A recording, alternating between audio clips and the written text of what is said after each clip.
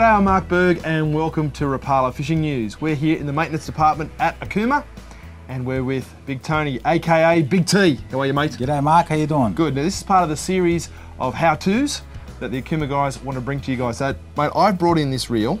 It's one of my little V systems here. It's the 30 size and I'm going to use it for brim fishing. Yep. I've got some Suffix fuse. It's ideal for that sort of thing. It's 6 pound.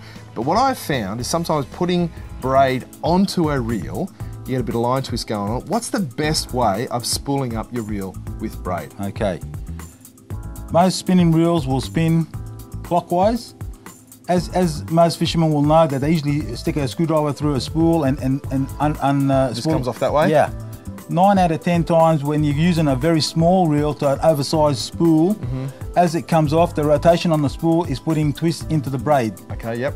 Because that's smaller than what's coming off Absolutely, here. absolutely. So the way to avoid it is to actually find out which way the line is going on in comparison to the way it's coming off the caster. Okay. And by holding it sideways, put a bit of tension on it, it should lay on. So you should actually put it this way as opposed to that way. Yeah, absolutely. Depends on what you're spooling at the time. It could be a big reel, then it doesn't really matter. You can spool it in the direct. Okay.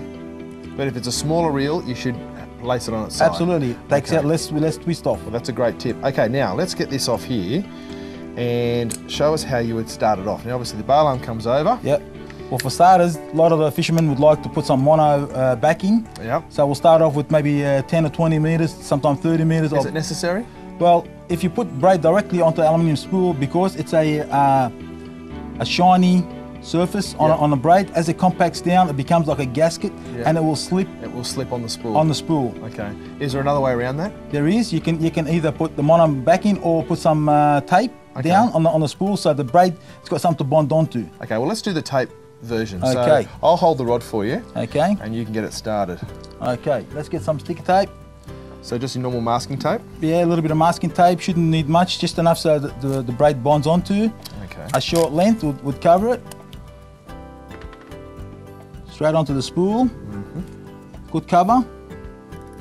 And the braid actually just sort of grips onto it. Absolutely. There's no more slippage. There's no shiny surface. Now, is there any secret knot that you should be doing at this stage? Well, again, it's many fishermen have got different style of knots. Mine is just a simple granny knot through the loop twice, and then basically fold it onto itself. And so like it's just a slip knot you end up putting pretty much a slip knot. Yeah, started off with a little loop, then fold it onto itself, and always find out which way is going to be pulling to get the tuck in, which is, and then fold it over and away we go. Okay, now you can use machines to spool these, but they're better off if you just wind it straight on. Absolutely, because you can dictate how much pressure you want on the spool. You can actually judge whether it's getting too many twists. If you just put it on the machine and walk away, exactly, go straight you don't know what you're getting. So as you spin it around, you'll see that I'm just applying a bit of pressure with my finger, and that's more than enough because there's no stretch in braid. You can. So that's enough tension? That's enough tension. Now, if I tell you to stop and hold the bottom of the braid, if I let go, you see there's any twist in there, you can change the direction of the way it's coming off the spool. Now start winding again, and this is how you work out where it's best suited to the reel. So as you can see, there's less twist now coming off the hand caster. Yep. You can stop again and grab the line again. We'll let it go down, so there's very little. There's no real twist there, absolutely, is there? Absolutely. So if there was twist, that would twist curl, as you reduce and that will show that it's very very tricky. And that's just going on beautifully now. Absolutely, and there's enough pressure there to make sure that the braid's not going to dig into itself. There's no any force. And if your fingers heat up, you can just stop for a second. Well, I mean, again, there's not much pressure there. So if you apply too much pressure, then the heat will tell you to slow down. And that's pretty much it. Pretty much it. Now I'm going to spool this all the way. Yeah. So with the beauty of television, we'll be back in a second. Okay, Tony, I'm getting closer towards the end there. Yes. How do I know when enough's enough?